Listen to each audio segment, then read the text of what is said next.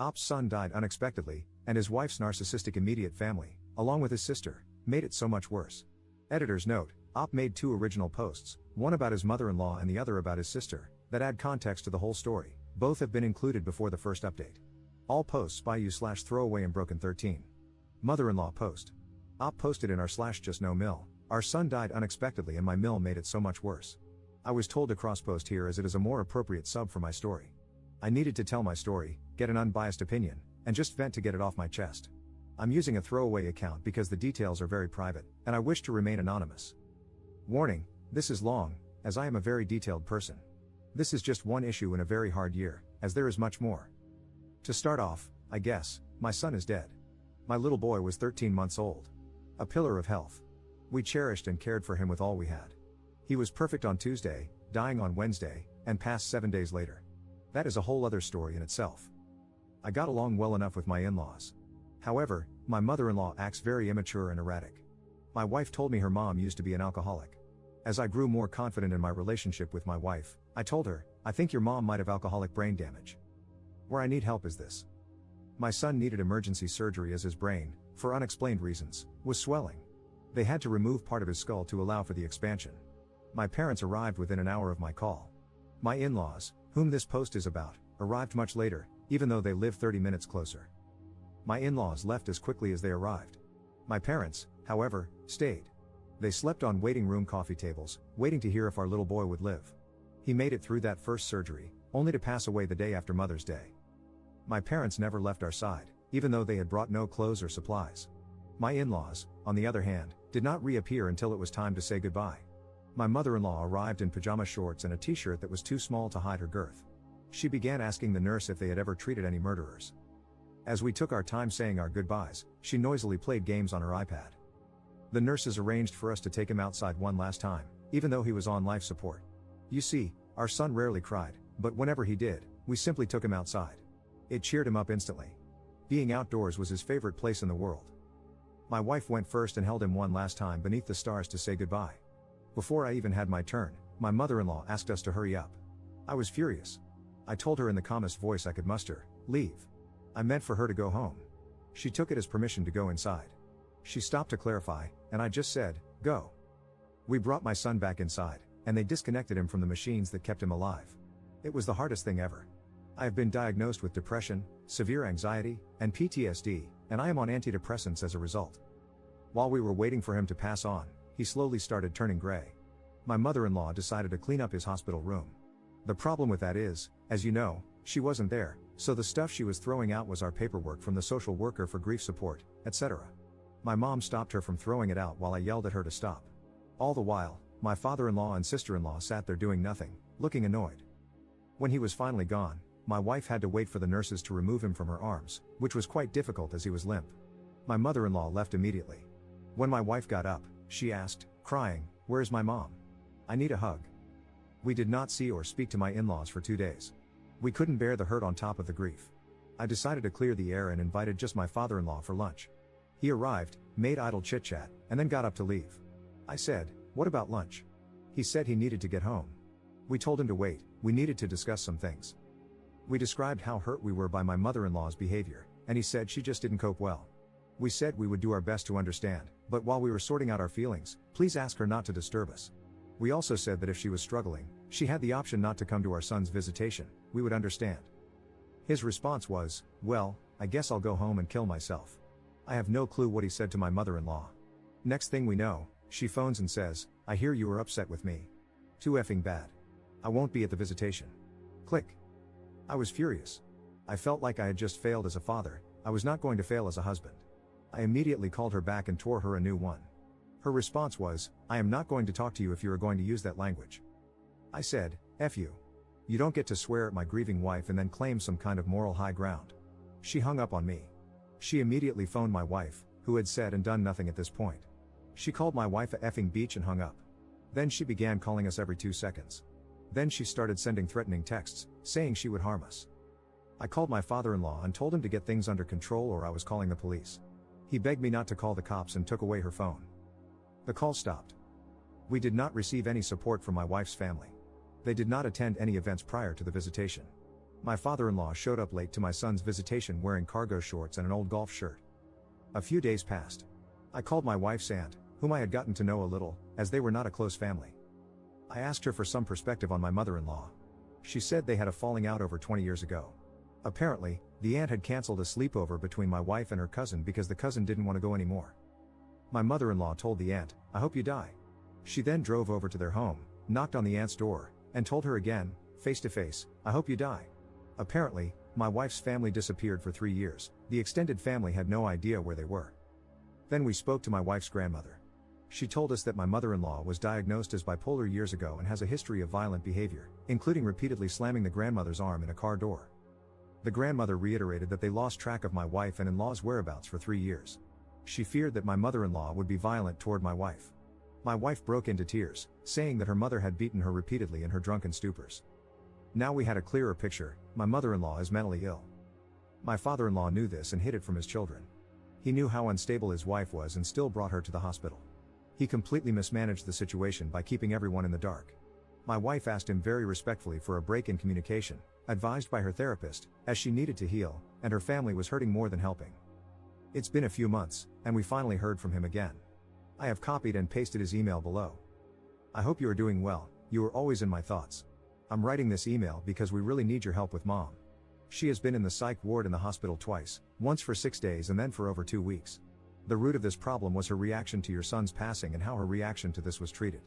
As her therapist says, everybody reacts to death differently, and no two people grieve the same. I think it would be healthier if you two could get past this and start a healing process. At present, your mother is sliding back into a very depressed state, brought on by 2 things: the absence of your son and the absence of her eldest daughter. She said this to her therapist at her latest session. I'm sure Mom misses you and thinks of you often but is nervous to reach out to you, as you may not be ready for this. Mom's therapist is very concerned with her mental state, so I think a phone call or setting up a visit, just you, to see if you two can reconnect at some level, even if it's meeting at a coffee shop or at Mom's therapist's office, would be helpful. Whatever you are both comfortable with. It may or may not work, but I see this as a good, viable option compared to what's going on now. So, mull this over and please let me know if us getting together is a possibility. We would really like it to be. Love, Dad. In her response, my wife told him everything we had learned and pointed out how he had failed as a father, including this email, which was void of fatherly concern for her well-being. She did, however, offer to meet with her mother-in-law's therapist if it would help. His response was, "Sorry to have disappointed you. Have a nice life." I was furious at this email. Not only did he not care about my wife's mental state, but he also did not try to re-establish communication first before making an ask. My wife has decided she is done with her parents. I have supported her decision, as they have been toxic to both of our recoveries. Sister post same day. Op posted in our /JustKnowFamily, completely done with my sister after my son died. Posted earlier today, I was directed to the sub. I cross-posted there if you're interested. I won't post again here, but I wanted to share about my sister. My sister is 4 years older than me.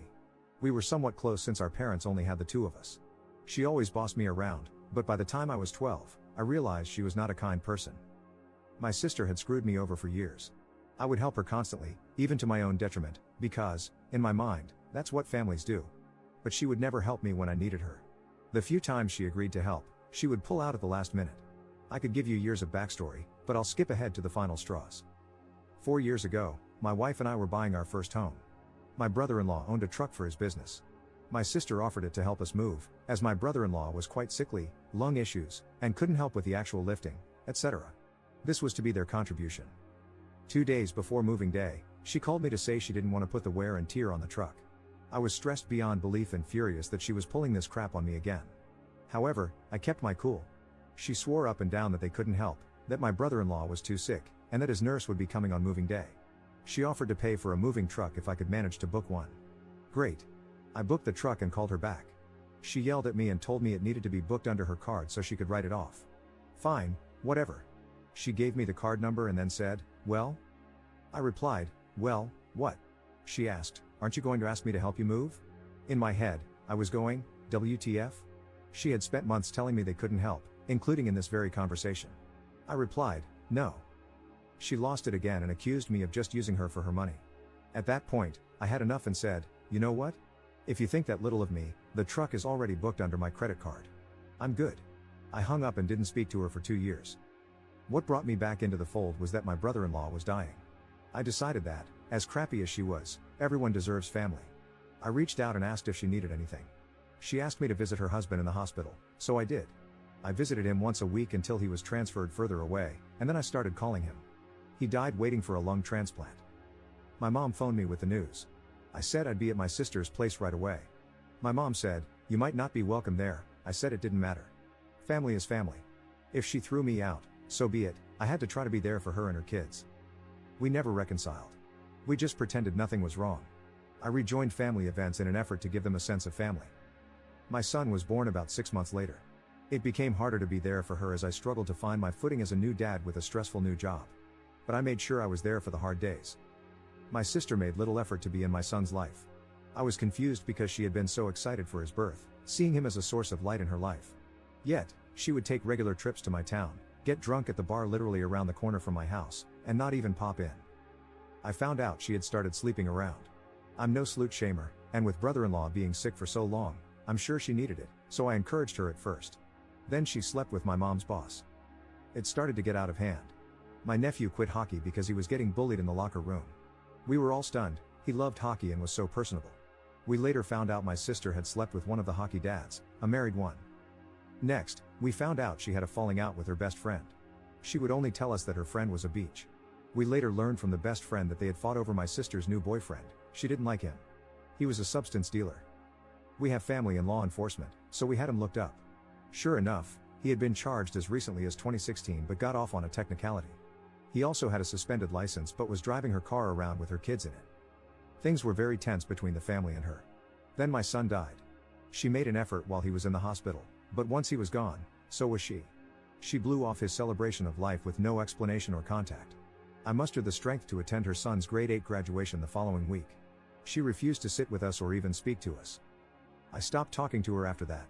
She texted me last month, saying she was giving me space, her spin on ignoring me. I told her she had let me down, and she was dismissive. I told her off and blocked her number. I'm done with her for good this time. Turns out she was pregnant with the substance dealer's baby. She named it after her dead husband. I joke with my therapist that my life has become some Jerry Springer crap. I texted my nephew when I thought it was safe to do so. She often takes his phone, reads his messages, and sometimes even texts back pretending to be him. I told him I loved him and that, even though I was out of his mom's life, I was not out of his. I assured him I would always have his back if he ever needed it and that my door was always open. I have a feeling he will be needing it. I heard from my mom that he told my sister to F off last week. Please don't think my nephew is disrespectful. He is an upstanding young man who attends Christian school. He has suffered so much, and he has had enough of her. As have we all. Update 3 months 2 weeks later. It's been a while. I thought I would share some new info and previously unshared details. Since my last post, we have not heard from my wife's family. The Have a Nice Life email we received was our last contact. We spent Christmas with my wife's aunt. She asked if we wanted any information about them. We declined. We don't care.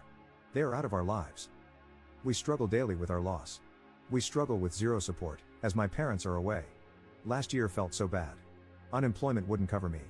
During my bereavement leave, I was fired. I was on contract, so no laws protected me. I attempted to take my own life twice. I felt I had failed as a father and, again, as a man. I have finally seen a psychiatrist and am now on antidepressants. I start with a new grief counselor this week, and I have started looking for a new job, as I finally feel able to do so. My wife recently gave birth to a baby girl. I now have a daughter. A small piece of me was repaired. It feels bittersweet to be a dad again. We told very few people about the pregnancy, maybe 10 people at most. Anything could go wrong during a pregnancy, and we did not want to have to face the world if we potentially lost another child. I later realized that the people we trusted enough to tell were the same ones who came to the house to check on us. It's difficult to hide a pregnancy when people physically see your wife getting larger. I mention all this because my sister chose to stop talking to us, so naturally, she did not know about the pregnancy. The day my daughter was born, I told my nephew about it. I love him too much to make him feel alienated. I guess he told his mom, and she was furious. No idea why, other than the fact that she is a narcissist who hates not being the center of attention. She called and berated my parents.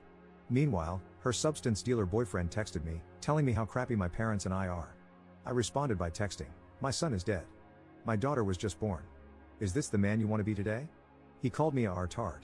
I told him to stay classy and blocked his number. I should mention that my sister and her substance dealer boyfriend also had a baby last year. They didn't tell me about it. I'm confused by the double standard. My sister spent the first week of my daughter's life phoning everyone we knew, those she was still in good standing with, demanding to know if they had known about the pregnancy. Of course, since we had kept it a secret, they all said they didn't know. That was the last I heard from her, though I doubt she'll stay quiet. My sister-in-law, whom I have yet to talk about, unblocked us on social media. I can only assume this was to try to glimpse pictures of our daughter. She also sent us a baby gift with no return address. I believe she did so to force us to open it before seeing who it was from. We have since donated her gift to charity, as we want nothing to do with her. My wife wants zero reminders of her family around. I do not know if my mother-in-law knows about my daughter. Her mom, my wife's grandmother, asked people not to tell her, as it might disturb her mental health. Second update 11 months later. Hi everybody, it's been a while. Got a lot to update you on. I guess we'll start with me. I have been in the care of both a counselor and a psychiatrist. I seem to be on a good balance of meds for my depression and anxiety, and I have been feeling a lot better lately. Thanks to my psychiatrist, I was approved for disability, so I have some income now. Because of this, we decided that my wife should return to work while I stay home to watch our daughter. I have been a stay-at-home dad since September, and it's been going well. My daughter is now older than my son was when he died. We continue to have zero contact with my mother-in-law and my wife's entire immediate family. However, my wife's aunt has been very supportive. I've become a lot more insightful about the toxic nature of my wife's family relationships, thanks to all of you. My wife attended grief counseling for our son, and today, she started counseling to deal with her family issues. She came home pretty happy, which was encouraging to see. Now we get into the real drama, my sister. My sister definitely has NPD, and coming to terms with that has helped me immensely. I realize now that my sister is incapable of loving me the way I deserve. She is still with the substance dealer, and they are now engaged. My eldest nephew is almost 16. He got a full-time job and is on the basketball team. He uses these as excuses to never be home. Some recent issues have come to light. They have been physically and verbally abusing my 13-year-old niece. They have kicked and slapped her. They have bound and gagged her with duct tape. They call her SLT and a CNT on a regular basis. Their reasoning for this is that she socializes primarily with boys. What they fail to understand is that she socializes with boys because she is as immature as they are. She does not like to gossip with the girls her age. She prefers to play soccer and tag with the boys. My niece met a Lebanese boy through a church meetup. They hit it off and became friends. My sister found a picture of them together on social media and lost her crap. She went on a racist tirade and told my niece that Muslims would love to get a hold of a little blonde girl and take her back to Lebanon. I found this very confusing because A, they met at a church meetup, and B, we did not grow up in a racist household. My niece believes that the substance dealer is responsible for bringing racism into their household. I also find this confusing because he is biracial, German/Japanese. They forbade my niece from seeing this boy simply because he is brown. However, one day they bumped into him at the mall. The substance dealer grabbed the boy, held a knife to him, and threatened him to stay away from my niece. The substance dealer was later arrested for this. He was released pending trial. He blamed my niece for the whole thing, and they began attacking her at home. It ended with my sister saying, "I wish you would kill yourself." My niece then went to the kitchen, grabbed a knife, and self-harmed her wrist. My niece's friends at school reported it to Children's Aid, and an investigation began. My sister told my niece that if she lost either of her sons over this, she would disown her and stop loving her. Due to the substance dealer's charges and the Children's Aid investigation, my sister, who had not been speaking to my parents, called them in a panic. On a long shot, my mom suggested she send my niece down south to stay with them. They are snowbirds. My sister was desperate and agreed. My niece is currently safe and happy with my parents. My parents and I agree that they must keep her at all costs. She cannot go back to that abusive home. I will let you know if they get legal custody of her, as the battle is only just beginning. We get little nuggets of information from my niece as she remembers things. Again, she is naive/immature. She says the substance dealer gets high, and when he is high, he becomes paranoid. He gets a machete out and sits with it. He often forgets it and leaves it lying on the couch for the toddler to find. I had to ask my niece something I already knew the answer to in my heart, but I needed to hear it. She told me that she and her older brother did not come to my son's celebration of life because my sister kept it from them. My niece and nephew still love me, but their mom has kept them from me. I knew deep down that was what was happening, but it still hurt so much to know that I was deprived of their love and comfort at a time in my life when I needed it most. Editor's note. OP has a final update posted 3 years 3 months after the last update I just covered, but his post was deleted too fast for it to be archived. OP has not posted anything else since.